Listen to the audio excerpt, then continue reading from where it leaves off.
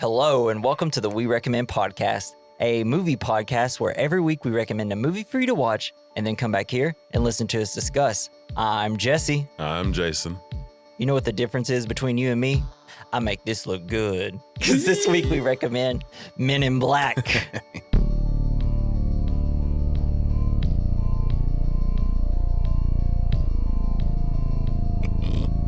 Hell yeah.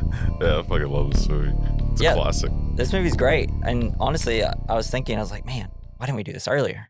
This movie's so funny. Yeah, it's a lot of fun. But my youngest daughter, she's 6, and I was trying to watch it with her, and she's like, "This is too weird, Daddy. This is weird. My sick brain can't handle." Yeah, it is weird, and that's good. Make your kids watch weird movies. That's why I have a podcast. He's like, "Turn on My Little Pony." Ugh, this movie. So I did. Better than My Little Pony. You're back. I'm back. I've been so fucking sick. You're sick. Your kid's been sick. Everyone's Wife's got sick. a broken foot. Everything's going fucking bonkers over at your house. Shit rolls downhill. And then me, I'm like, oh, you can't do it? Okay, I'm just going to go lay down. I'm done. I'm going to go be healthy. Thanks. I'm just going to go be as lazy as possible, as I like to be. Hell yeah. So, it's the best. Men in Black, when was you remember the first time you watched it? Did you love it when you first watched it? Yeah, I think I did. Yeah. Although I really liked learning about the real Men in Black. Yeah. The super weird assholes. They have no hair. They have no eyebrows. If they do, it's all fake, and they obviously look like not real humans or whatever. And I think we're due for a remake. But, but it's the super creepy, let's do scary kind. Let's do a scary remake. Yeah. So do you think Men in Black are real? Yes. Yeah. At least I want them to be. Yeah. I think there's probably just a government agent that could come to your house and be like, "Hey, you don't exist now. See ya." Like, what? I don't think there's aliens dressed as humans pretending to be Men in Black. I think that goes a little too far. No. Still think that exists. Yes. It does. We would see it by now. We would just see it. How far back do you think the neuralizer goes? Oof. The first person that got it accidentally neuralized himself. He's like, "What is this?" And just kept flashing himself over and over and over. No, I'm not sick anymore. Yeah. No, I mean, how far do you think that they can set it back? Can they set you back to infants? I don't know. Well, isn't the thing they can just they just put a time and flash you? Yeah, flash you and be like, "This is what happened." I don't know. Yeah. We really need to get the details on the neuralizers. I'm fine with speculation. Bro, but dude, I wish I had one. That'd be awesome. I know. People would be doing so much wrong shit. You go to a bank, just flash the bank manager. It's like, "Yeah, you were going to give me all the money." Oh, okay. Well, I'll give it to you. And then you flash the camera. So every time you go to look at the camera, you just get flashed.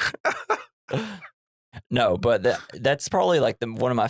out of all the little tech and everything, neuralizers definitely. Whoever decided to put that in there was just, it looks great. The red light's amazing. Every time it flashes, it's like, hell yes. It's one of the best parts of the movie for me. It's so fun. And then when Will Smith figures out about the neuralizer, "You didn't do that flashy thing with me, did you?" So good. Love it.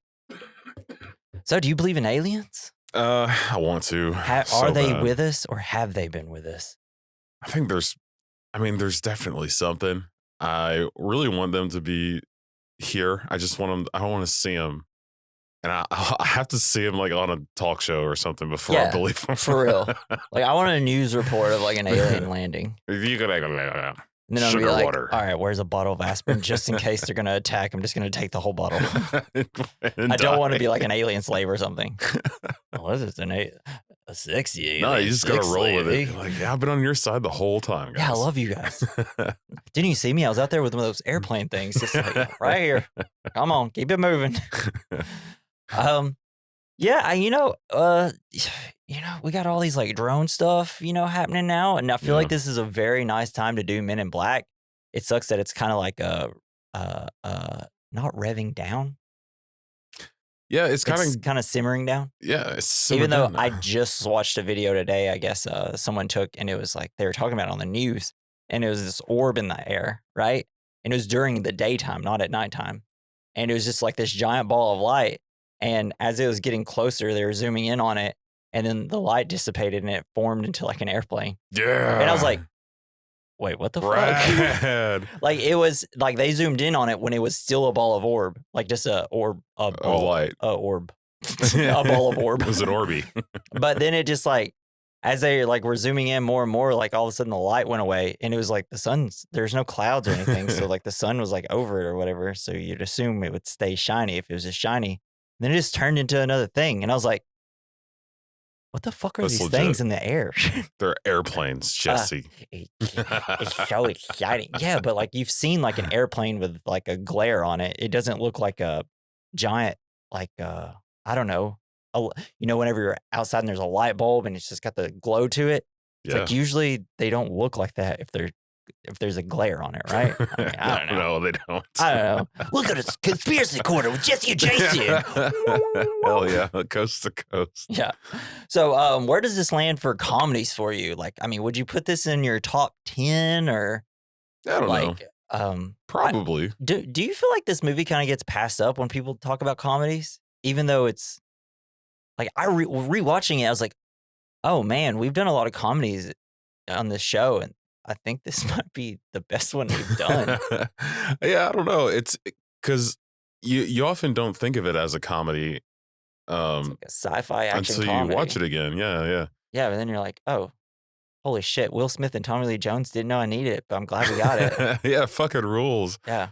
Like you never remember it, but then when you do, you're so glad because it's so good. It's such a fucking great film. Yeah, and I think like because the stars of this movie have done so much other stuff and they're like kind of more famous for other things, this movie kind of gets like becomes an afterthought in their filmography.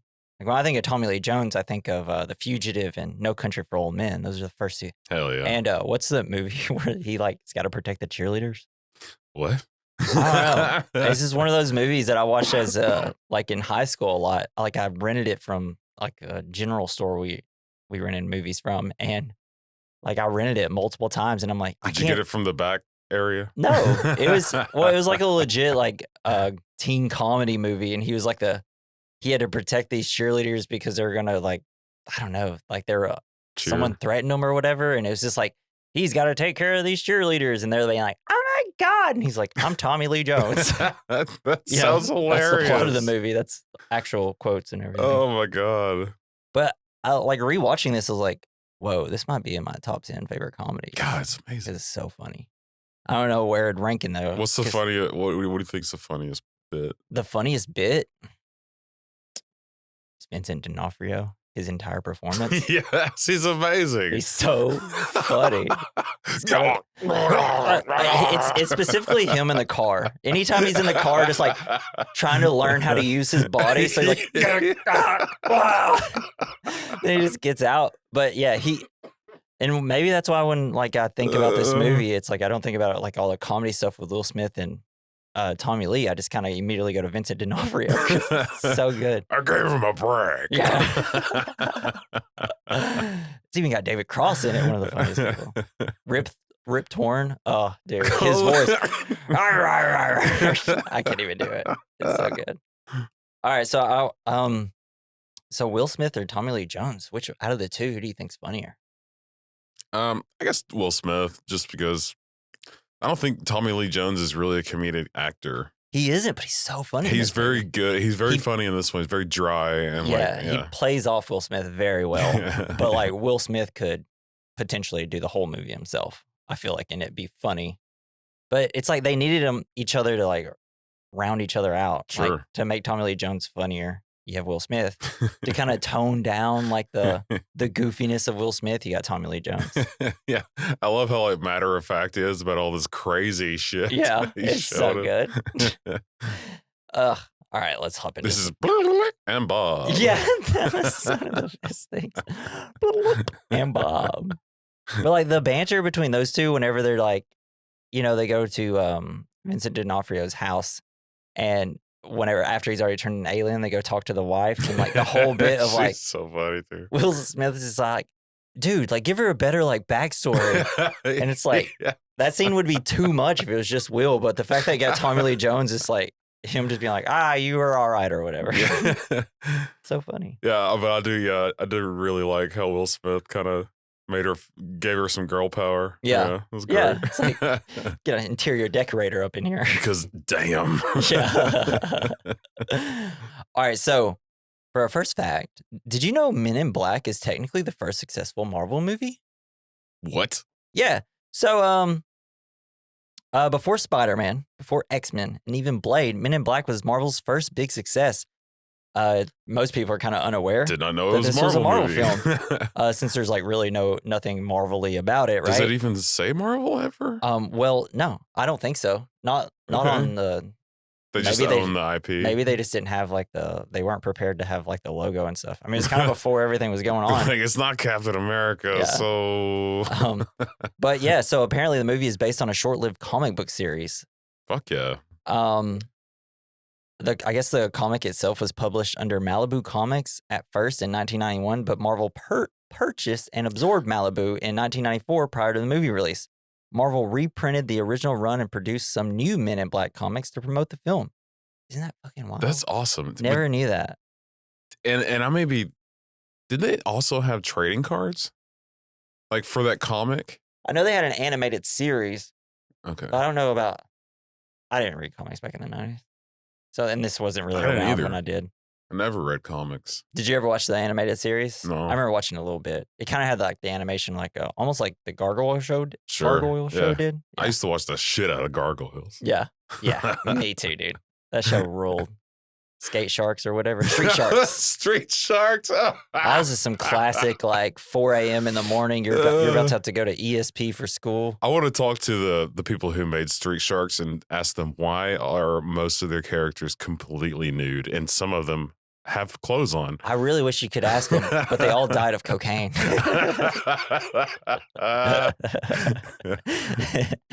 So apparently the pug was spoiled in Men in Black.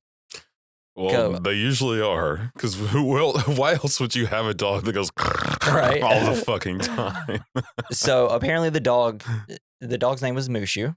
Great name. He flew with luxury on business class flights, had his own bed and hotel rooms, drank only bottled water, attended red carpets, and ate 5-star meals.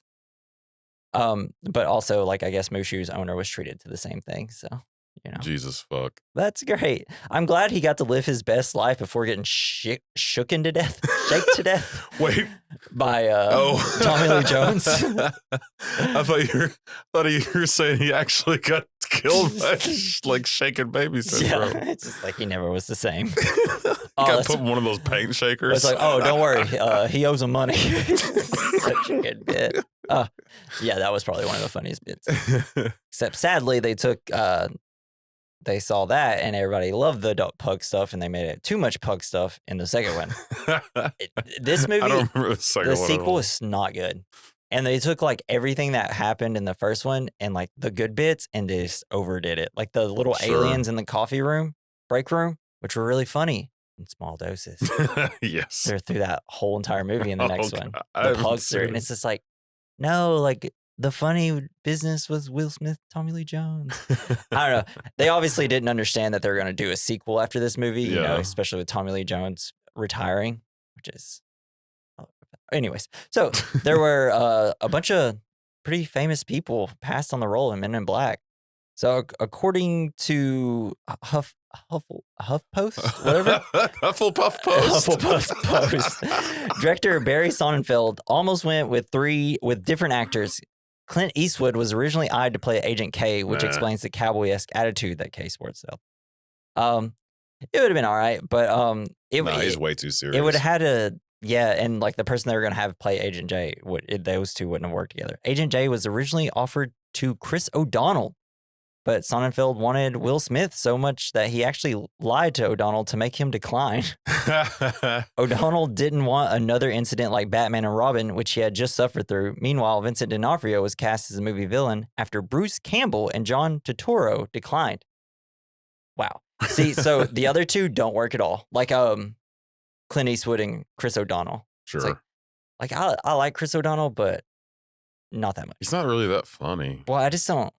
I mean, I literally, when I think of him, I only think of Batman and Robin, how bad he is in that. Yeah. But he's also kind of funny in it, but not on purpose. It's a But good ass movie though. yeah. But with Vincent D'Onofrio, like Bruce Campbell, John Turturro, that would have been fun to see. Oh yeah, Bruce Campbell would be the only one that I don't know. They're both really good actors, but Bruce Campbell would have been fun in this role. Sure. John Turturro is like a whole different thing, but he's such a great expressive actor as well. Yeah, that would have been cool to see. He'd just been a skinnier version. Which would have been weird. I'm just gonna do 2 more. I don't want to overbear. So Linda Fortino, the girl in the movie, the one girl. Yeah. So apparently she won her Men in Black role in a poker game. What? Yeah. So that's legit. According awesome. to Looper, Linda actually got the role of Men in Black when she played poker with Barry Sonnenfeld. Linda won the game, and her prize was the role of Laurel Weaver. Apparently, what? Do you think you let her win? I don't know. Maybe, probably. She was really just like a hand job under the table. Yeah, it's like you could have we didn't have to play poker and do that. You could have gave me a hand job. Poker face. But Linda's casting led to some changes, including the ending, which her character becomes Agent L, where originally her character was going to have her memory erased. So I was like, oh, cool. So that must have changed. Like, man, that would have changed so much. Even though she's like not even in the second movie, I don't think. Wait, the second movie, she's it's all about her Is and it? Jay. Like she's Jay's partner. No, they bring back Tommy. Oh man, that's the third one. Because he works at a mailroom, and like it's the whole thing where he goes to get her or him, and then like all the people that work in the mill, the post office are all aliens.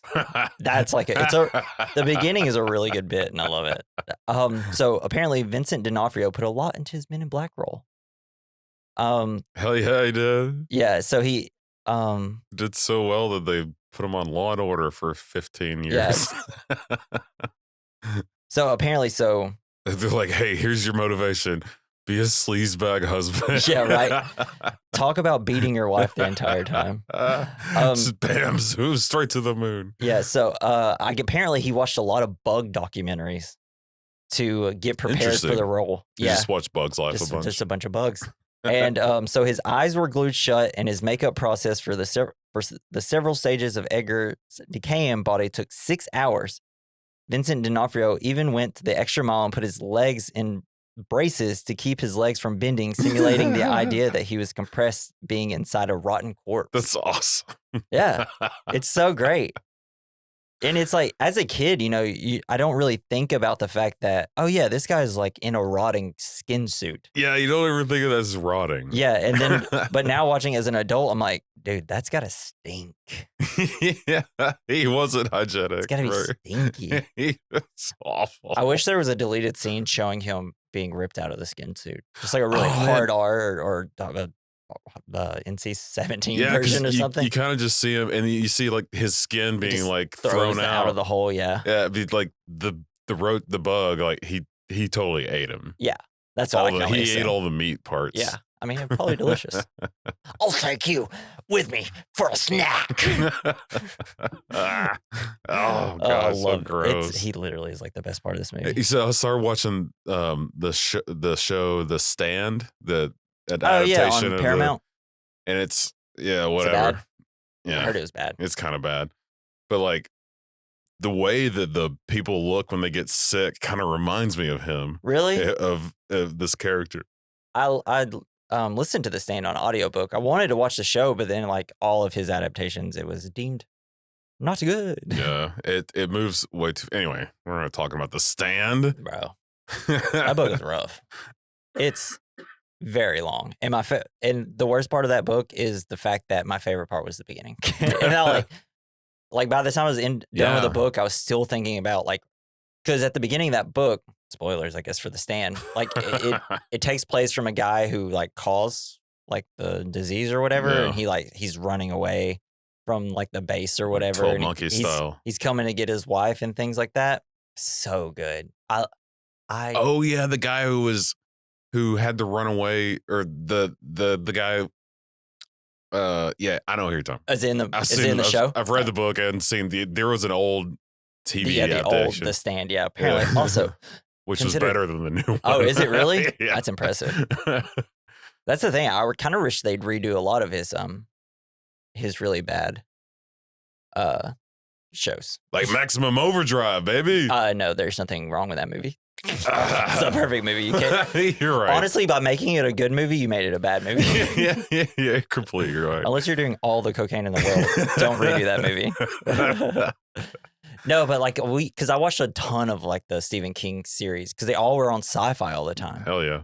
You got what is it? The one where they're eating the planet, the little things, and they're like there's like a blind kid or person, and it's the airplane. They're at an airport, and like the Langoliers. Is that what they're called? God, I don't know. I think it's like the Langoliers. If you know, let us know. Also, tell us your favorite Stephen King movie or short. Adaptation. You can't say Shining though. I really like The Green Mile. I love that was Shining. cool.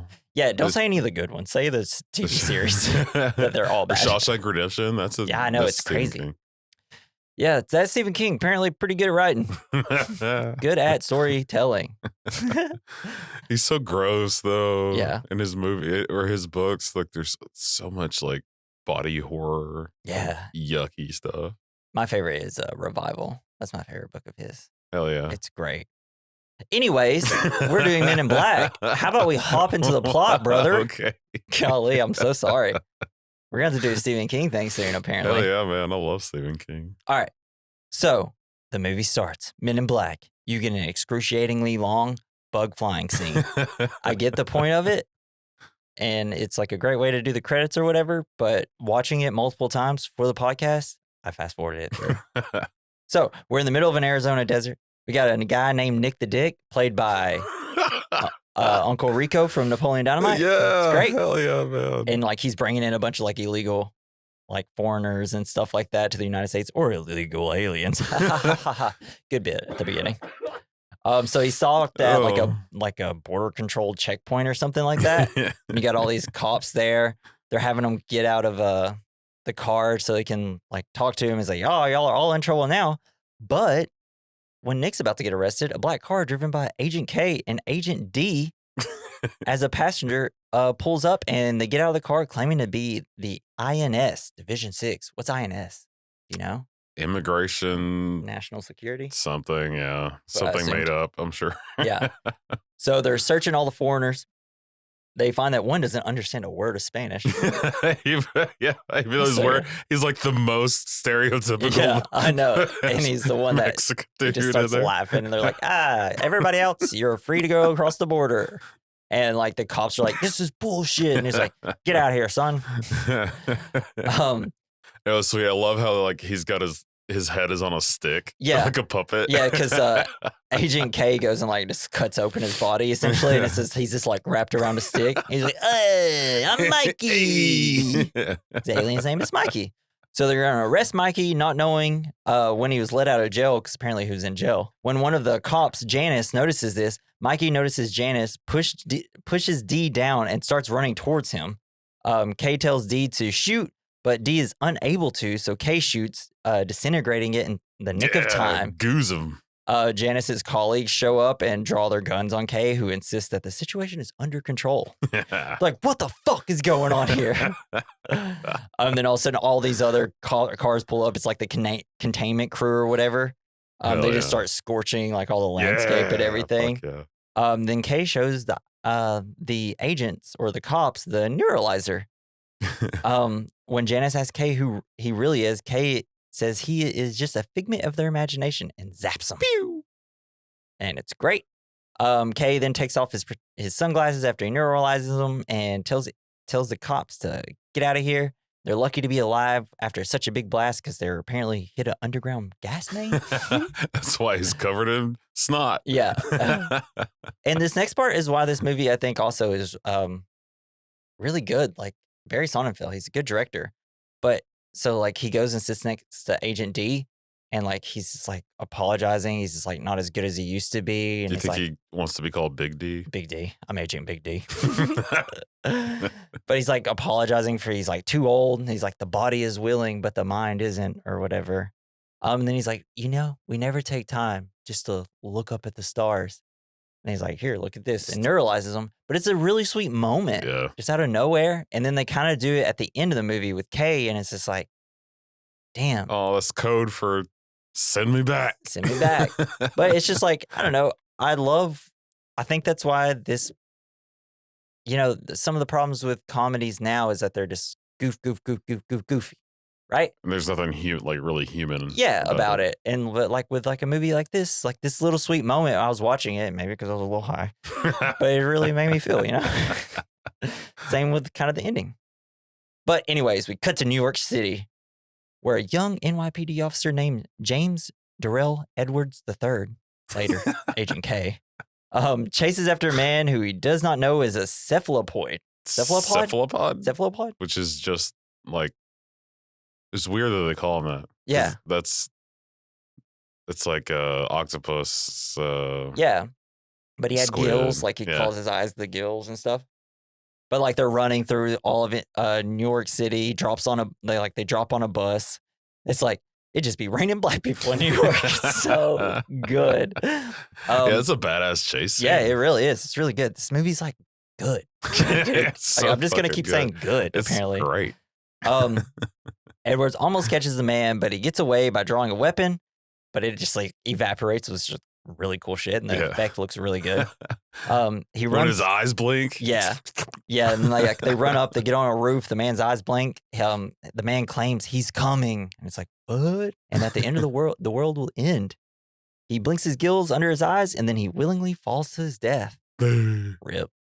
I feel like he could have survived that fall. Right, he climbed up the building how could he just not parkour down it? He could have. I think like maybe the idea totally is could have. he was just like gonna kill himself anyways. Oh yeah, he could not be captured. Yeah, he's like, I can't go. I'm gonna die. This bug's gonna kill us all. Commit seppuku. So then the scene cuts to a farm where a farmer named Edgar yells at his wife about his dinner being poorly made instead of having steak. So, because they're poor. Yeah, saying that she's useless and the only thing that pulls his weight is his truck. Oh no! Damn, his truck. On cue, a spaceship promptly crashes into the truck. That's awesome. Good bit. And then he walks out. Typical.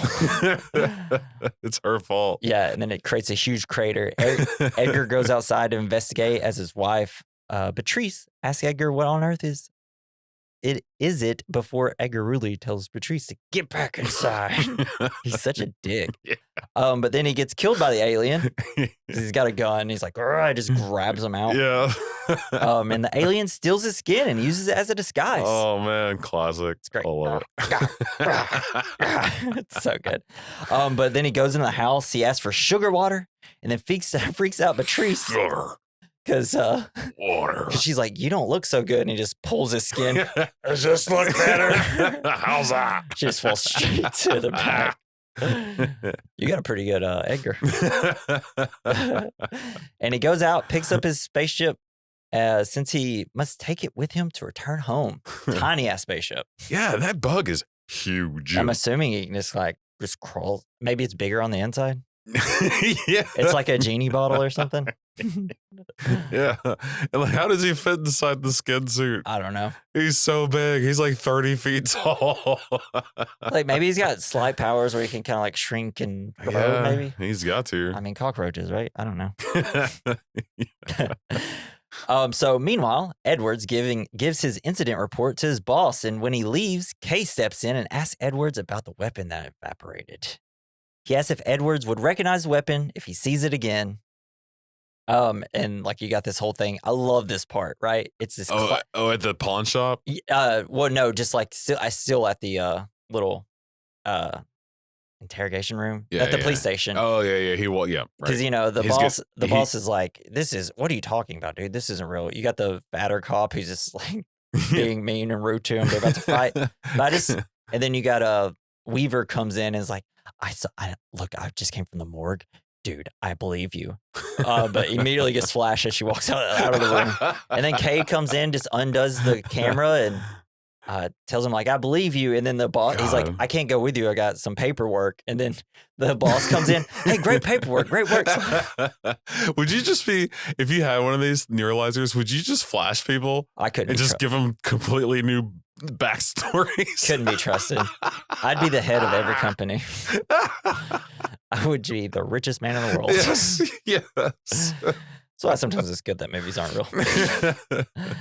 But yeah, and then Agent J is going to tell them that they got to go to a Jeeb's pawn shop. Tony Shalhoub, baby. It's so funny how the guy with the paperwork, he's like so excited about good paperwork. Yeah, he's like, this is really great stuff. This nerd in the office. Yeah, it's so good. It's like the other guys. Like, this is him. Yeah, it's totally Michael Keaton's character. Just like super excited about the easy stuff. And so Will Smith's gonna go in there. He's gonna play cop with him, with Jeebs. And it's not working. So Kay comes in and just immediately blows his head off. And I love it because, soon to be Will Smith's character is immediately like hands on the head, gun on the ground, or gun on the ground, heads on the head. I love how serious he gets immediately. I know, but it's so cool how his head just comes back. Just reforms. He's like, do you have any idea how much that stings? Yeah. Probably a lot. I bet the ears are ringing for a while. But so shooting his head off convinces Jeebs to show them the gun. Why is it so wet? I don't know. When it reforms. Right. I guess it's like birth, right? Come out wet.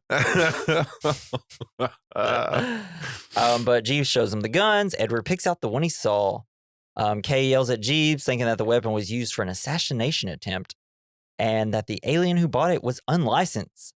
And then so they go out. Kay neuralizes Edwards and then decides that he should join the company he really works for, the Men in Black. But I love it because they have dinner. Yeah. He wakes up and he's telling him a joke. Yeah. And then afterwards, like, who are you?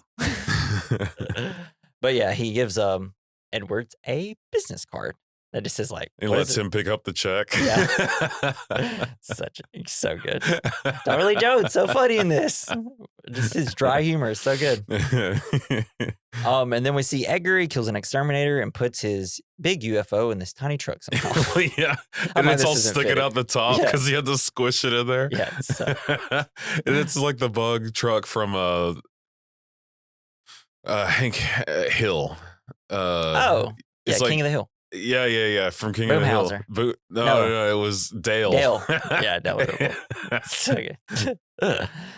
So Edward shows up to the address on the card along with some other government agents. Edward gets his training.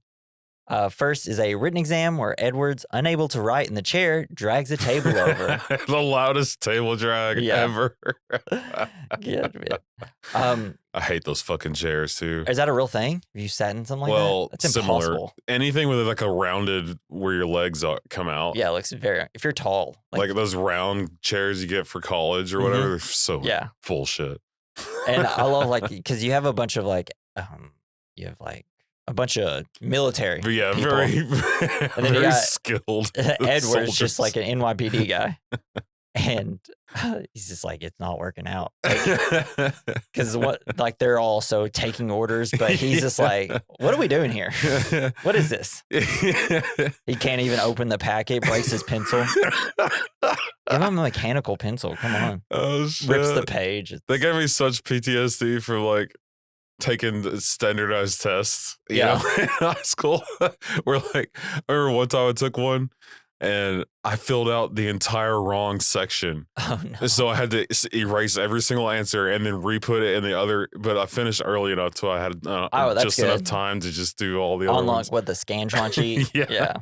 So annoying. Scantrons were the worst. Let's make it look even more boring. Next is a target practice where the recruits grab pistols and shoot at cardboard cutouts of extraterrestrials. All the recruits fire at every target that passes by, except for Edwards, who waits and then fires a single round. Yes. The MIB chief Zed asked Edwards why he thought the target. Why did little Susie have to die? The small girl. Edward explains, though, that one target hanging from a lamppost is just working out. Another target who is snarling has a tissue in his hand. And the target Edward shot was an 8-year-old girl reading quantum physics. I mean, he's got a point, but was he right? I don't think so, because the other Men in Black guy comes in. He's like, what the fuck, man? Yeah, that was it. Why did you choose this guy? But he was right. Yeah, he was totally right. Was this girl an alien? What is this? Did he do it right? I want to know. Maybe she was one of the aliens that's safe. Yeah. She's just trying to live here. Yeah. She's just a really smart alien. Yeah. So, but I think like the idea is that they're just supposed to be like very intuitive. Yeah, great situational awareness. Yeah, you're supposed to be able to tell who's an alien or not when there might be obvious aliens. Yeah, or who the real bad guy is. We need more police officers who won't immediately shoot everything. Yeah, but they'll hesitate and shoot us 8-year-olds. Yeah, we already exactly. we have Jason, those already. Yeah. Yikes! Once again, we lost all police officer listeners. Just kidding. We all know one. Yeah. So Zed and Kay debate the results and decide that Edwards is the right candidate. Agent K. Because he ran fast. Well, no, because they're like he chased out a cephalopod. He's like, okay, fine, all right, he's in. But he's intuitive too. He's a fast runner. Kay just has that good sense about him, you know. Yeah. But Kay pulls Edwards aside while Zed neuralizes the rejected recruits because of an eye exam. An eye exam, yeah, hell yeah. Kay says he's got the job. He explains that the agency he will work for deals with aliens. Edward doesn't believe him. Kay introduces Eds to the worm. Hey! They're in the coffee room and tells him that humans are not alone on the planet and that aliens live among humans in secret. I love the worms. Yeah, they're great. They're so fucking funny. just like spilling coffee, smoking and spilling coffee. They're great. What do they do here? I don't know. This is their comedy relief room. Yeah, it's just, I guess they keep the coffee warm and give you cigarettes and then annoy you to death. They keep this room completely full of smoke. Yeah. That's their job. I mean, Agent K seems to like them though.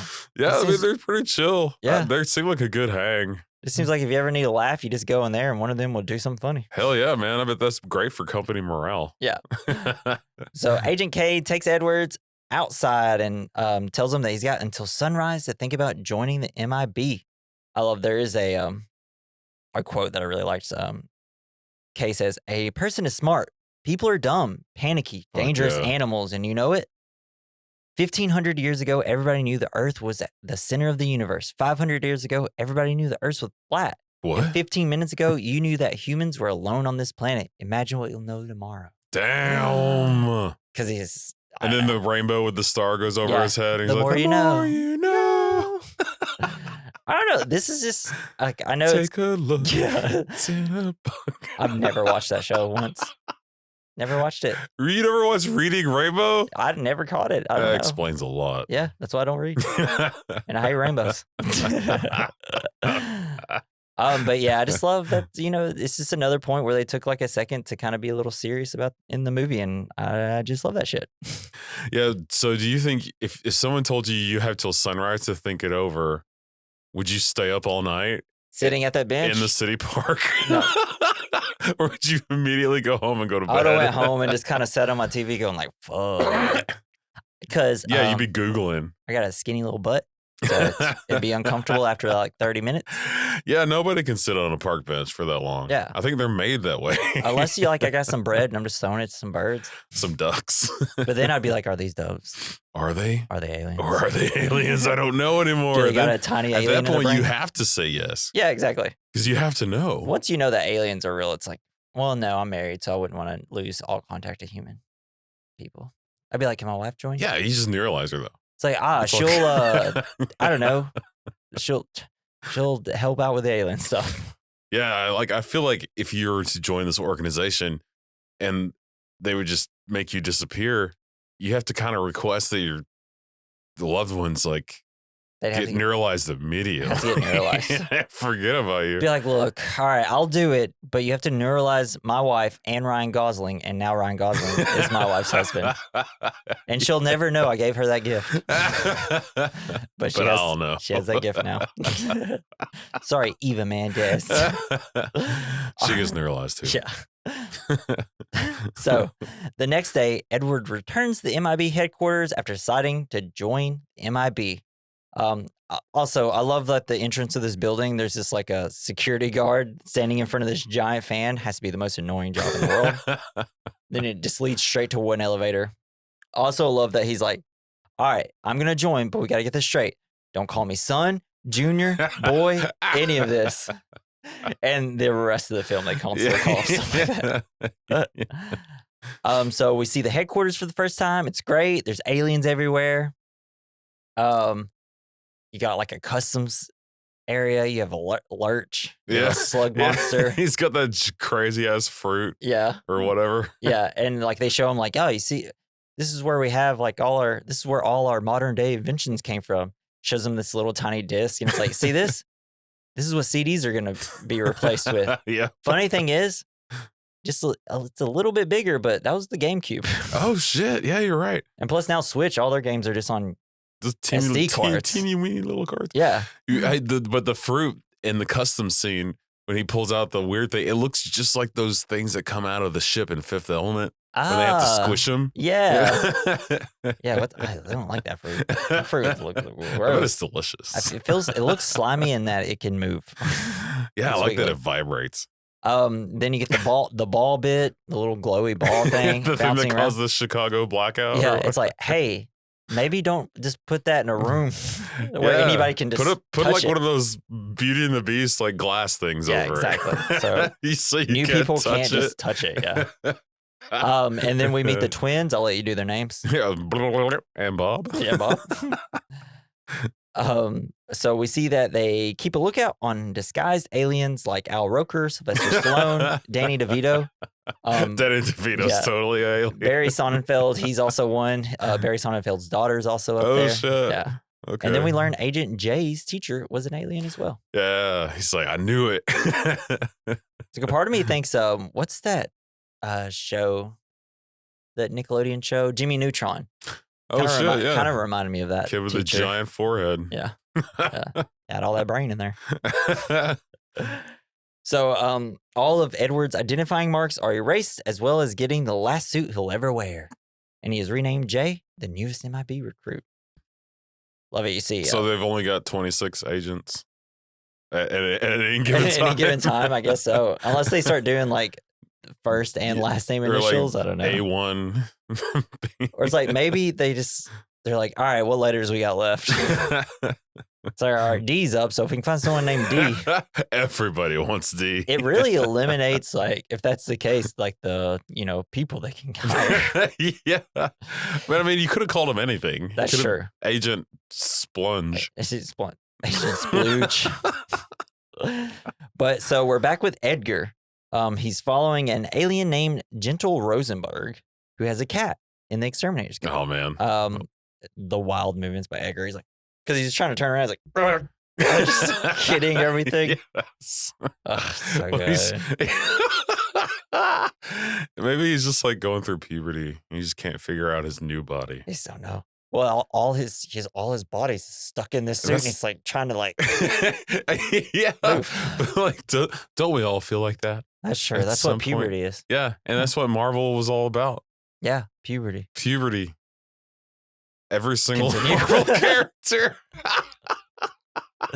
Yeah, X-Men. I mean, Captain America, essentially, it's skinny boy gets real ripped. Yeah, he does. Iron Man. Damn. Doesn't really work for him. Hulk, essentially puberty. Spider-Man. I mean, Spider-Man's like the most obvious one. Yeah.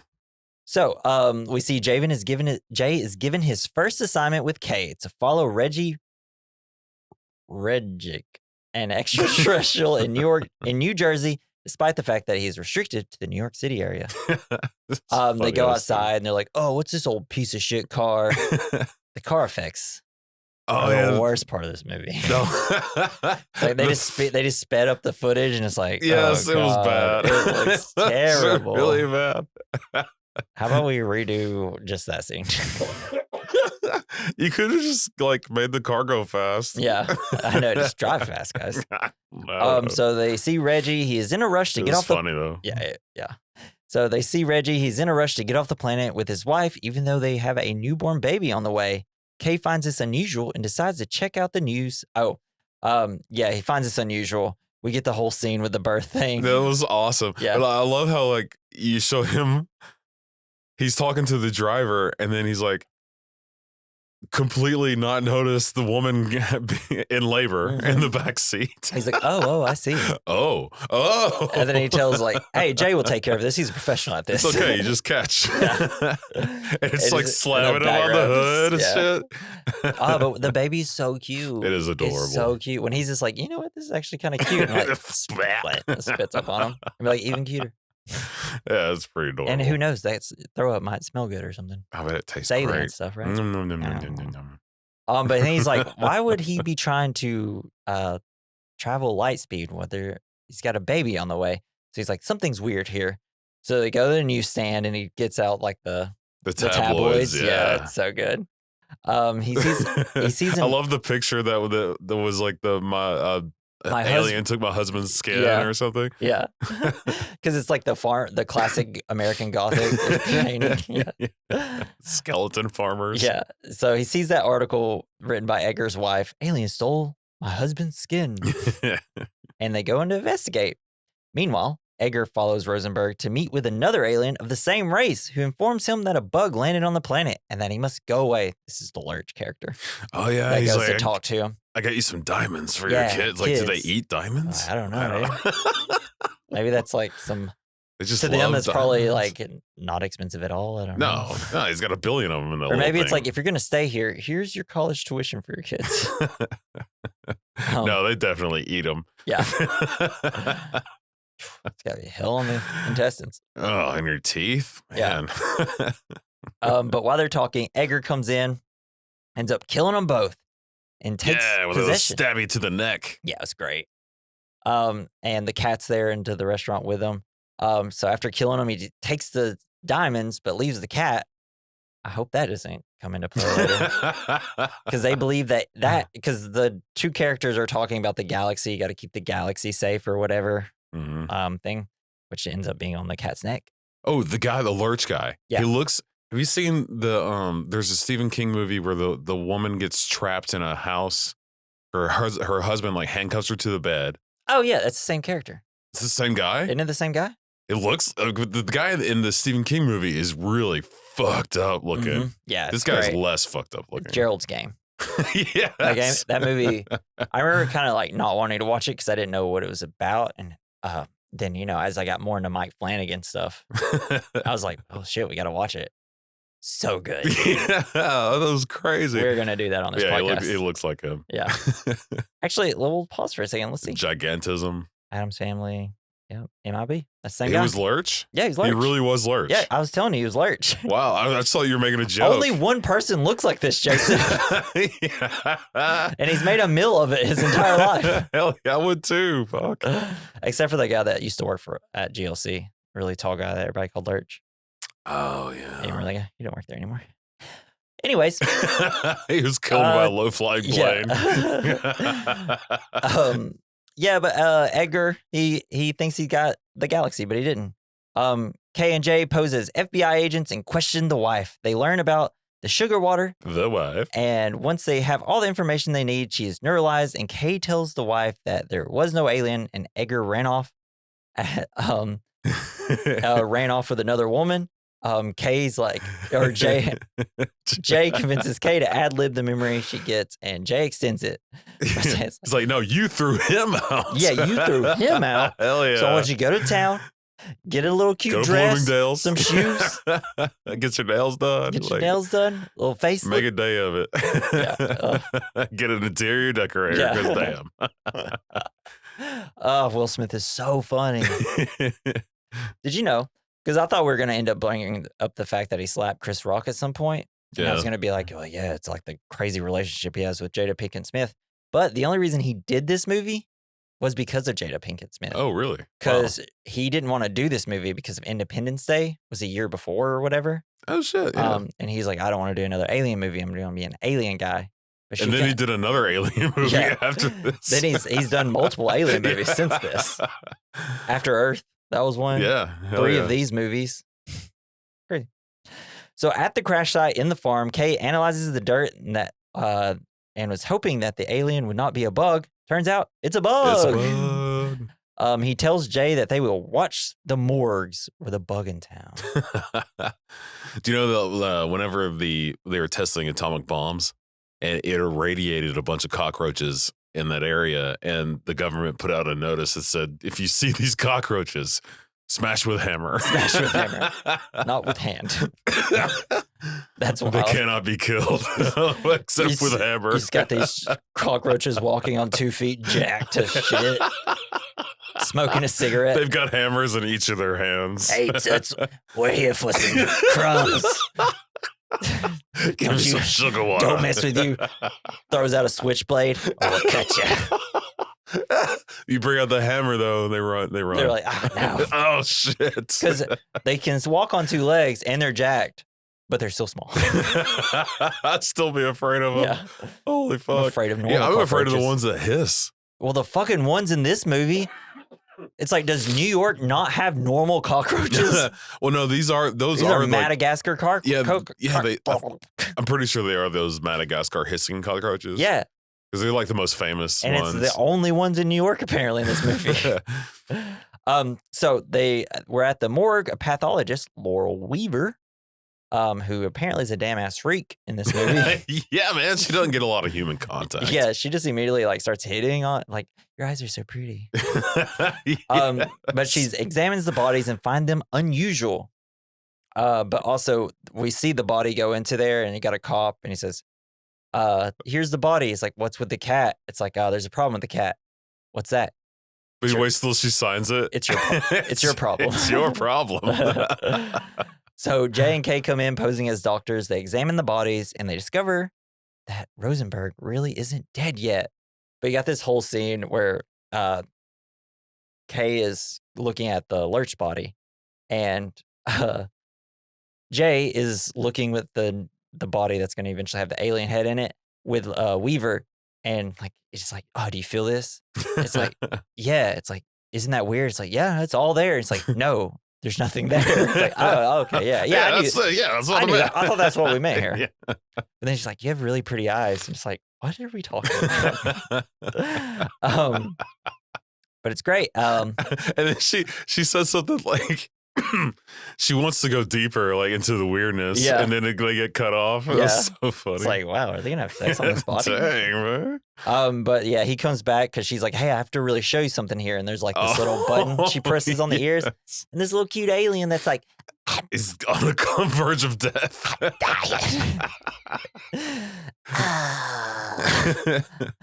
His last words are to prevent what war.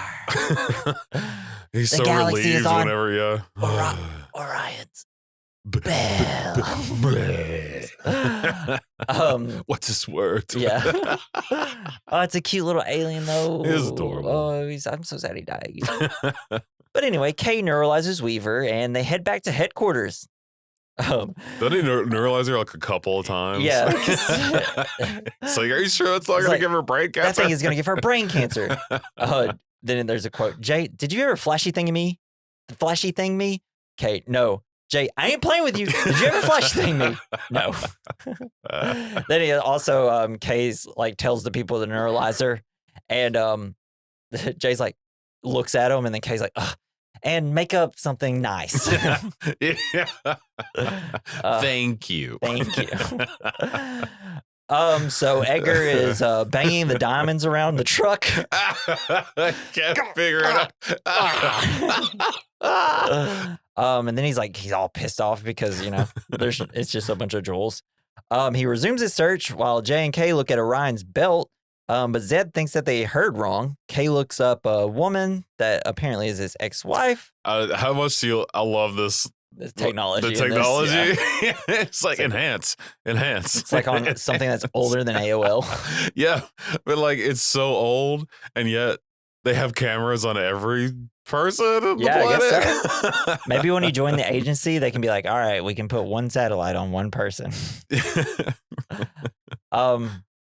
They then discover that a bunch of aliens have left the planet, and they notice an Arquillian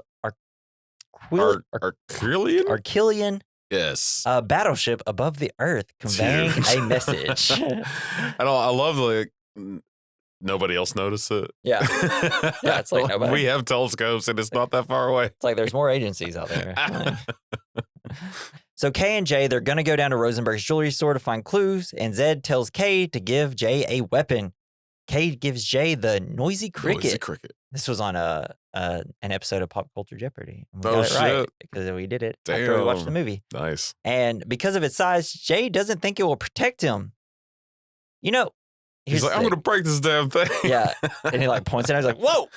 Yeah. I'm like, dude, if that gun goes off in this room, you're both going to die. Yeah. How about this? His first gun, not a giant give him a wooden gun. missile. Yeah. Maybe just give him like a smaller, like just a handgun that's a laser or whatever. Slingshot. Not this tiny little nuke in a gun. Because it's more powerful than like anything that Kay has. I know. Or it seems like it. It's like, sheesh. But Edgar gets the Rosenbergs before Jay and Kay do, however, and he breaks in to look for the galaxy. He sees a picture of Rosenberg's cat, who was by his side at the time of his death. Edgar sees a marble on the cat's collar she thinks is the galaxy. Yeah, he kind of recognized it. Yeah. He notices the exterminator truck being towed and goes out to investigate. It's like because he like pulls his shotgun out to the tow driver, and he pulls out a fucking Magnum. He's like, "Hey, I don't think so." I'm like, "Yeah, but he could just still shoot you. You're still got you're not aiming at him. Should still be afraid of him." Yeah. Kay and Jay arrive with their weapons. Notice that the havoc that has been wreaked upon the store, and Jay finds it unusual that anyone has broken in without taking any jewels. They suspect that the bug is behind it. Technically, it's behind them. They hear a shot and they see Edgar walking with a gun in his hand. Edgar gets in the tow truck, drives away. Jay fires the noisy cricket, which is sends him flying back into the other powerful. Car. Yeah. That was great. He fires it 2 more times. Kay gets super angry. It's like launching him across the street. It's like destroys an entire semi truck. Kay's like, we're not supposed to do this in front of people. He's like, what are you talking about? It's like, it doesn't matter. He can't go anywhere without his ship. Hell yeah. And just I feel like maybe Jay should have some more training. Yeah, he had 0 training. Yeah, like up to this point. This guy has no idea what he's doing here. Maybe give him a week to learn. Yeah, give him like 1 day at the firing range with any gun that you guys use. Kay calls a Zed for a containment crew, and Kay is told that the Archelians want the galaxy. I'm so sorry, guys. I'm so sorry. I can't say that word. It's just like I see it. Right. I see like there's like an I, LL, and an I, and like that my brain goes into overdrive, and then I'm like, I don't know. Edgar, in the meantime, asks the man, "Where do you keep your dead?" And eventually gets the city morgue out of him. And then Edgar steals some postcard and then proceeds to the morgue. Why did he get the postcard? Oh, because of the spaceships. Oh, that's right. The World Fair. Yeah, I forgot about that. I was just like, he just immediately grabs some postcards. Like, maybe he just likes postcards. Maybe every time he goes to another planet, he gets a postcard. Do we still have cards that talk about the 1930 World Fair? I guess in New York when everybody's aliens, maybe. I guess did you hear about this? That happened. I guess in the 90s, it would be like, this happened 60 years ago. We're still advertising for it. Are those things still there? I don't know. We know postcards have just random places like on the pictures of them. Yeah. It's like their thing. I guess. I mean, I guess maybe, they're close by. So, usually whenever you're like at the Grand Canyon, you can buy a picture of a postcard that has the Grand Canyon on the front. If they're nearby the World's Fair, just maybe they have a postcard with the World's Fair. Yeah, but it was 60-something years. Well, if the buildings are still there, they'd be like, whoa, here, I want a postcard showing them I went to the World's Fair. Yeah. This is great. This completely unbelievable movie. How could they have postcards of the World's Fair? Yeah, you're right. He's pulling a Dakota here. and according to the was it The Simpsons, that those towers are just full of wigs? Oh, yeah. What are in those towers? I don't know. Wigs, I guess, because The Simpsons got everything right. Wigs and aliens. That's just where the aliens go to buy their wigs. So Kay and Jay talk to an alien dog named Frank. They're told the galaxy is on Earth and that it's tiny. But yeah, there's just they're like, hey, you want a spinoff? Yeah. It's like just the great bit. Like, don't worry, that dog owes my friend money. And I love the little quote that the dog Frank says: "Just because something is very tiny doesn't mean it's not important." Oh, That's true. For all you micro penises like my heart, out there. my tiny ass heart. It's important to me. The little baby heart. Yeah, the baby heart. Yep. Doctors don't like it. I don't know. Jay and Safay, what the hell? Jay and Kay are confused, but when they see Frank bark at a cat, they know where to find the galaxy now. They're like, oh shit, the cat. The cat. Man, I wish my cats had the galaxy on them. Pet the kitty. Don't know what I'd do with it. What happens if you break the galaxy open? Does it just like fall on the ground and like? I don't. You probably can't break it open. What's this in a glass? I know, but those like glass, like yeah, it's probably made of some sort of special alien glass. Yes, like but even like normal Earth glass that we have, in that little globe form is so powerful. You can't even crush it with like a hydraulic press. Shit, bro. Have you seen these? They're so powerful. See these boys? Give me anything, I'll break it. I'm so sorry. Yeah, you're right. Take it back. Snake's like, I'd chew the hell out of it. I take it all back. It's like, if you got a glass ball, you better throw it so I can bring it back. So Edgar goes into the morgue and threatens Weaver for the cat. Its name was Orion. Orion's belt. But he's not even wearing pants. A bit. It's a collar. Oh yeah, before this, you don't call a neck thing a belt ever. Well, no. Aliens don't know words. You call it a collar, you stupid alien person. Fuck, dude. Our Killians are gonna come kill us. But before all this, I forgot to mention, Edgar comes in. David Cross is like smashing some bugs, and then Edgar just goos him to the ceiling. Hell yeah. He's got a lot of extra goo. Yeah, he gooey boy. It's like the cockroaches is goo up things. I don't think so. Because I think in Mimic, the same thing happens. The movie Mimic. Oh. Guillermo del Toro's first movie. Was it? American movie. Wow. Yeah, first big studio movie. I don't remember. It was either Mimic or Mimic 2 is one of them. Yeah, the studio took it away, the movie away from him, and made him re-edit it and everything. You know, like all the best directors end up having it done to them. James Cameron, same thing with Piranha 2. David. What? David. Yeah. Yep. Piranha 2. Yep. James Cameron. Piranhas was so good they needed a second one. It's called The Spawning. And if you're wondering if the quote from one of the Tremors movies, they fly now. Hell yeah. That could also have been the quote for Piranha 2. Really? Because they got wings? They fly now. What? Yeah. That's not even a thing. It's a weird movie. The movie was taken away by the producers from James Cameron. Man. David Fincher, Aliens 3. People really like doing sequels to their first movie. Movie was taken away from him. It's crazy. Anyways, so Jay enters the morgue and then discovers that Weaver is being held hostage by Edgar. But it's like there's this whole date bit. She's like, I really need you to see this. I really need you to see it. It's like, hey, how about you take me out for some coffee? He's like, damn, girl. You work fast. It's like, how many times have you been neuralized and hit on me? And she's obviously like, I'm being kidnapped. He's like, what do I got to spell it out for you? Because eventually the cat comes up onto the top of Gurney that she's hiding behind, and like he's like, steals the cat, got the gun to her head. Yeah. So Edgar has like the gun up to Weaver's head. He's like, Kay's like, let her go, shit eater. Oh, listen, monkey boy. Compared to you humans, I don't even got the voice anymore. I've lost the voice.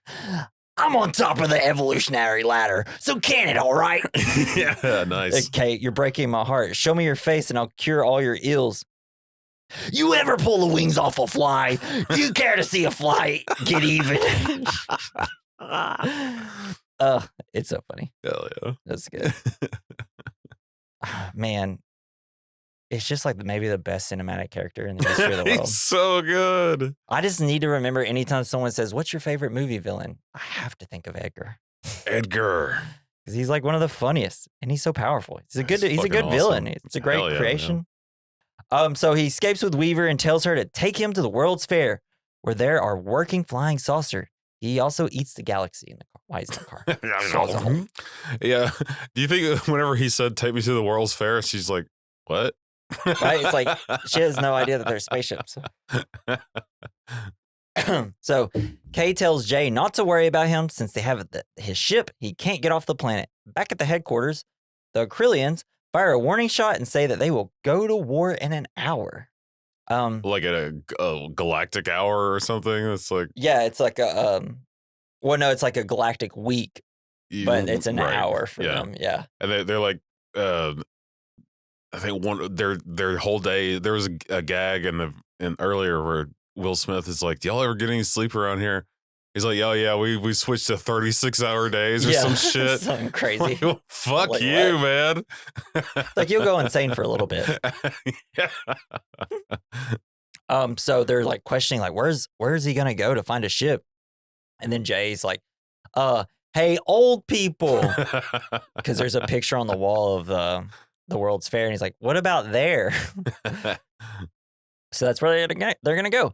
Edgar arrives at the fair before Jay and Kay, who are driving through the Queens Midtown Tunnel and manage to zip past traffic by pressing the red button. Hell yeah. And he's playing Elvis. Yeah. It allows the car to like go super fast and also go on the roof, apparently. Hell yeah. Yeah, it's great. They're like, oh, hey, Elvis isn't dead. He just went off planet. He just went home. Yeah. Edgar drags Weaver with him while getting into a saucer because I'll need a snack. And Jay and Kay, they lock and fucking load, baby. Let's go. Bucks check in, but they don't check out. Oh, it's so good. Hell yeah, man. I just love a good, lock and load. Yeah, lock and load. Like, and they even had a good one-liner. Good or lame, either one. It's great. It's both in also at the same time. Great. But they arrive just in time to save her. They shoot down the flying saucer. Edgar takes off in. You got the whole baseball game thing where the guy's like trying to catch a ball, but then sees the UFO overhead of him. But it's also, you got the lights going through the woods. Like whenever it first lifts off, it's going through it's lifting off and you can see the shot through the trees. Usually like when you see like fake UFO videos, they always kind of have something like that. Yeah. It was just perfectly. It was awesome. It was beautiful. As a UFO boy, it's beautiful. And then you also have them, once they shoot it down, the UFO crashing and stopping just in time. Because Agent K is so good. He knows when a UFO is going to crash land and where to stand. And they don't move at all. Yeah. But, dude, this shot fucking goes, though. It was so good. Like the tidal wave of Earth just coming out. Oh, it's beautiful, man. It was badass. I'm not going to lie. This movie might be 10 out of 10 for me. It's so good. It actually might be one of my favorite movies ever made. Not going to lie. It really is. It's like, we don't talk about it enough. And it just sucks because like everything after it is bad. I will say, did you watch Men in Black 3? I don't think so. It's actually pretty good. Not pretty good. It's good. Lowercase g good. But like Josh Brolin, yeah, he plays, because it's like a whole time travel thing. They go back in time to when Agent K's young. Oh, shit. It's played by Josh Brolin. And he's so great at being a young Tommy Lee Jones. That's awesome. Yeah, it's pretty cool. And I remember watching that one at Home Depot. Like we had in the break room, we had y'all had TV? Yeah. They had like DirecTV or whatever. I think they got it free because of like Home Depot or something. That's badass. This is a great way to spend your 15 minutes dude, breaks. So great. So many much longer breaks taken because of it. But like there's a part in Men in Black 3 where there's a lot of like daddy issue stuff in it. And it was just like all the guys, like they're all they were taking a break. They're all so in tune to this like daddy issue scene. And I was like, wow, I think a lot of these people might have daddy issues. For sure. Because Snake just farted. Nice. Whoa, let's get this over with then. So the bug takes Edgar's skin off. He reveals his true form. He's just a giant, weird, like centipede, cockroach looking thing almost. Oh, yeah, it's terrifying. He eats their gun. Kay does not like this. He's got like a slime tongue thing. Kay attempts to have the bug eat him so he can get their guns back. Eat me! And he does. Eats them right on up, swallows them whole. Good thing he doesn't chew. He's in there for a long time. He's in there for a while. Some stomach acid would get him a little bit.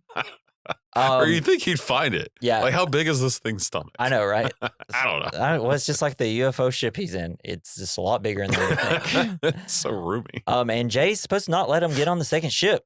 And he starts creating a distraction for the bug. Jay begins fighting with the bug by stepping on... first he just gets the shit beat out of him for a while. Yeah, that was great. Awesome.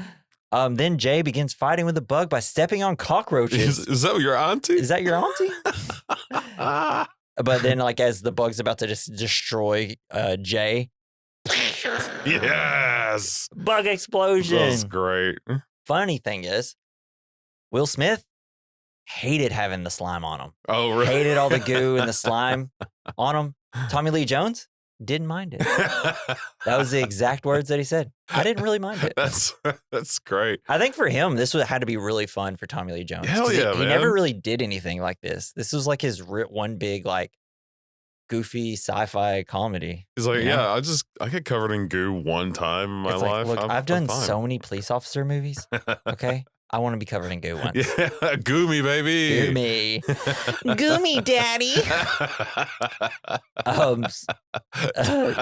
Direct. Yeah, so they're all covered in bug slime. They get the galaxy back and deliver it to the aliens, whatever. I'm tired of trying to say it. There you go. While Jay and Kay are recovering from their battle, the top half of the alien is still alive. But Weaver shoots the alien by using Jay's gun, which was dragged out of its stomach, and tells Jay and Kay how interesting their jobs are. Surprising, both of them. I kind of felt bad for her whenever like she got thrown from the top like into the tree. God, that must have hurt like hell. Because she was annoying him so much. Like, that's her superpower. Yeah. She's probably trying to get him to go out with her or something. Yeah. Wow, you have nice brown skin. Wow, did anybody ever tell you smell like trash? I love it. My favorite way. It's my favorite smell. So as the Men in Black containment crew cleans up the situation, Kay tells Jay to neuralize him. No. It's like the Severance suicide. Yeah. So he wasn't training a partner, but rather a replacement. Damn, it's been like 2 days. Yeah. I know. He's not ready. He has had zero. Ready. He's had very little training. Probably doesn't even know where the bathroom is yet because he walks in there. They're like, all right, you got to leave. And he's like, okay. Well, I think the suit has like a built-in bathroom. Yeah, thing. probably. Yeah. The suit's much bigger than you think. This is the last thing you'll ever wear because you can't take it off. Can't take it off. Actually. They stitch it into your skin. So Jay accepts and Kay is neuralized, and Weaver joins the MIB as an Agent L. Then we like zoom out and keep zooming out and keep zooming out and keep zooming out. And then we see that we are just marbles being played with by bigger alien creatures. That's the real story. Yeah. That's what's really So our happening. universe is inside of a universe, which is inside of a universe, which is inside of a universe, which is inside of a universe. Because we're probably just tiny little atoms for some dumbass creature. We're just unimportant specks in this huge universe. I fucking love it. It's like everything in this movie is kind of perfect. Yeah, it's so fun. Even the ending where it's just like, hey, guess what? Like maybe your atoms have fucking personalities and talk to the other atoms. Guess what? That's what you are. Yeah, you're just this fucking speck. We're something that's atoms of another thing. That's atoms of another thing. That's atoms of another thing. Everything's meaningless. All I hope is when I die, I get to see everything. I want to know what everything is. Hell yeah. That would be ultimate the Google. ending. Yeah. We die. We just go to like a Google browser. That's where we live. Oh, no. I know. Well, PORNHUB. Okay. They still have that here? Yeah. It's blocked. No! Where's a VPN? But I don't know how we got there. But anyways, that's Men in Black. We're going to hit our first category for the movie. The good, the bad, the ugly, the fine. It's where we discuss the good of the film, something we liked, the bad, something we didn't like, the ugly, something we thought didn't age well, the fine, something that did age well. What is your good? Just the weirdness, the creative weirdness that they made. It's and so just great. like how well, like I mean, for like UFO buffs and stuff, whenever they think of things, it's like, oh, that could be like a UFO actually. Like with the World's Fair, it's like, whoa, those look like Yeah, they uh do kind of look like UFOs. UFOs, or like the Space Needle in Seattle. Seattle. It's like that looks like a UFO, and like I'm sure there's like some post on Reddit. It's like, do you think this is actually a UFO? Fuck yeah, it is. And it's man. like that's so great that they're like, hey. Yeah, this is into it heavy. This is what people would think on like these Reddit boards, and it's like, hey, we have a whole movie about it. Yeah, hell yeah. And it's probably because like that's why it's so entertaining. Most alien stuff is that we know it comes from movies, anyways. Yeah, it's all from movies because like not like we know nothing. Something of the third kind. Like that's when everybody got the same idea all of a sudden about what aliens look like. Well, it's like whenever they saw the first like saucer, like the movie that had like the first flying saucer, all of a sudden there's UFOs everywhere. Yeah, we're seeing saucers. Yeah. But then you like see old paintings and stuff, and it's like, why is that an alien?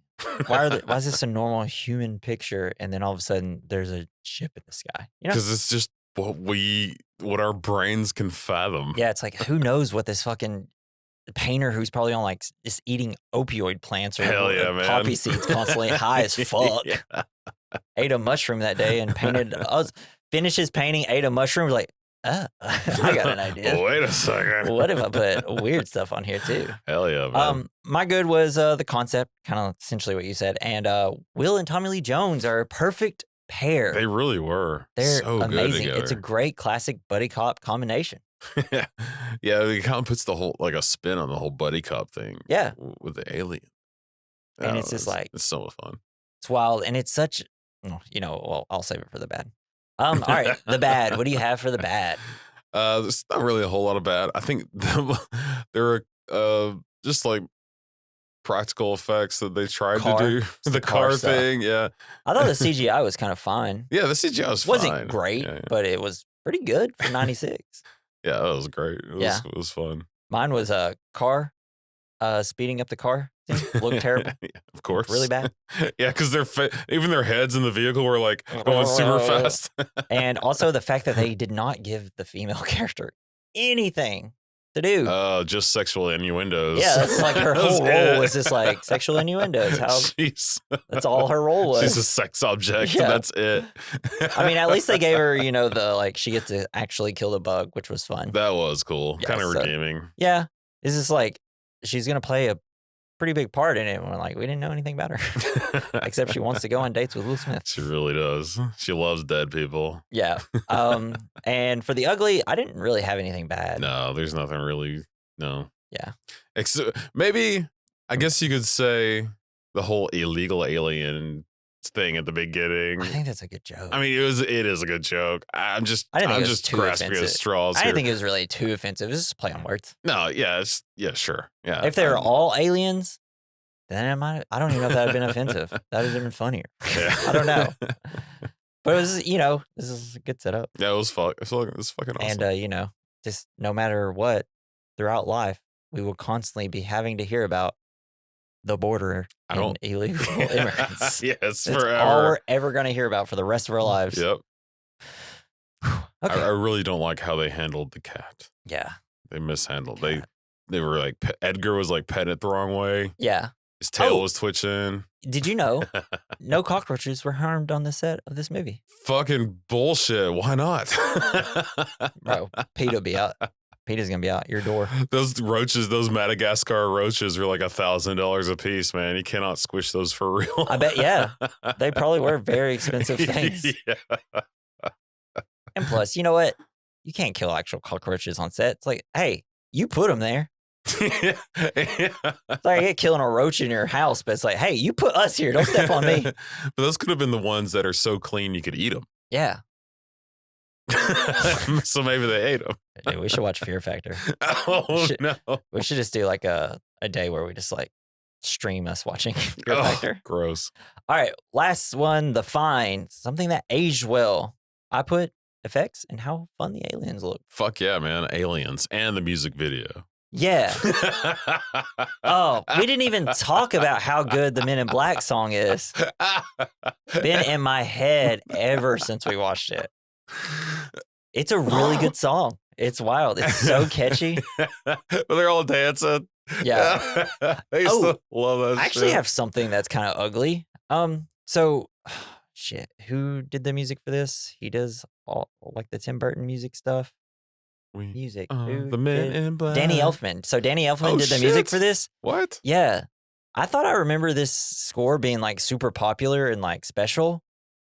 Dude, I don't remember anything about the music. The time that it except popped for the up, music video at the end. Yeah, That's like for a Danny Elfman score, not that great. Because music really wasn't like a big part of it. There were like a few times where you hear the music swell in the background and like It's for like good for like strong moments, but like that's Yeah, I remember I was looking up facts. People were like, "Oh yeah, the iconic score for this film." I was like, "What?" Yeah, we need Danny Elfman to make a French horn play loud in the back for a second. Yeah, it was very memorable.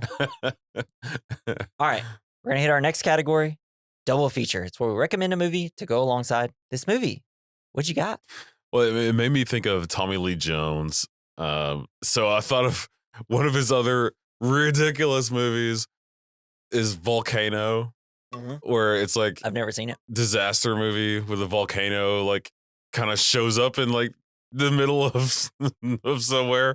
It's like LA or some shit. Yeah, but it's so dumb. Yeah, but it's funny because it's so dumb. Yeah, and it sucks seeing Tommy Lee Jones having to play in this like a dumb serious movie. character in this dumbass movie. Yeah, I've always wanted to watch it. There's another volcano movie. I can't remember what it's called. I think it's got Pierce Brosnan in it. Yes. Yeah. Yes, I know exactly what you're talking about. Yeah. Mine was Hellboy. Yeah. Because it's essentially this movie, but different. Hell yeah. I want to watch it. Because there's like the secret society of all these like creatures and stuff. Oh, the weird ass creatures. Yeah. This normal world. They're trying to stop, like, some of them are getting out into the world and he's got to like stop them and things like that. Hell yeah. Good. I love his fucking sawed off shotgun pistol thing. It's so great. So you haven't seen either of them? No, Hellboy. I've seen pieces. And the Hellboy 2 Golden Army. That one's really good. Fuck yeah, man. Ooh, I'm gonna buy them. Yeah, it's Guillermo del Toro, baby. That's so badass. Good. I need That's to why watch Ron him. Perlman's the lead. The man with all the face. I remember. Did you ever see Enemy at the Gates with him? He's in it for a brief moment where he gets shot in the face. Yeah, like, God damn it. We need some of that face. Yeah. But he's good at that one. Like for as long as he's Ron Perlman's a great actor. He's so good. Like he should be in everything. Like Sons of Anarchy, he's always leaning on stuff. Yeah. When he talks. Classic. That's our episode, baby. I hope you enjoyed it. That was a fun episode, I think. Yeah, hell yeah. Probably one of our better ones. Can't wait. I say that after every What's episode. our next movie? Sadly, Jason won't be joining us on our next movie, though. But Dakota will be here with me to talk about one of my favorite movies ever made that also stars Tommy Lee Jones. Yes. No Country for Old Men. Oh, we once were trying to do this before. Yeah, we Didn't did. Work. We did it. We did the whole thing. We did the whole damn thing. The whole episode. It was like an hour, 40-minute episode. And then we got neuralized. And then it never existed. We were just talking to each other about movies. Which is great. Great. But don't you add a butt in there. I had a great time. But it would have been cool if it was recording. But yeah, so join us next week. It'd be me and Dakota talking about No Country for Old Men. He's so excited to talk about it. Hell yeah. Because we were originally going to do it a couple of weeks ago. This movie is cursed. But we couldn't because it snowed. And I was like, I don't want anybody to risk their lives. And then I got on the roads and the roads weren't bad at all. No. And I felt real dumb. But yeah, join us for that. Also, we would love for you to send us some fan mail. Top of the description. There's a link that you can click. Click it. Send us some fan mail. Just be like, hey. Send us some drone footage. Some damn aliens. Hell yeah. And also at the bottom of the description is our actual email that you can send us emails to. We recommend mailbag@gmail.com. Leave us some reviews, guys. Come on. We got even more followers on Spotify. May I have some reviews, sir? Please, sir. I have some more reviews. But yeah, so leave us some reviews. Just say something nice, please. Like, why not? Why is everybody so mean on the internet? Just be nice. Be you nice. You can still once. leave 5 stars and leave a bad like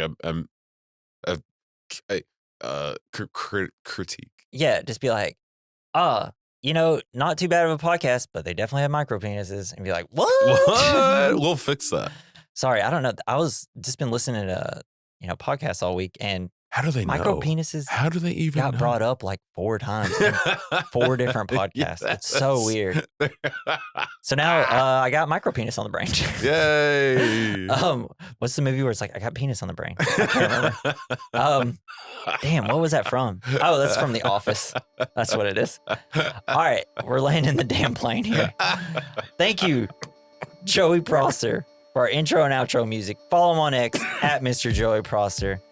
God dang it, this has been the We Recommend podcast. God dang it. I've been Jesse. I've been Jason. We come in peace, baby. Where is Rachel?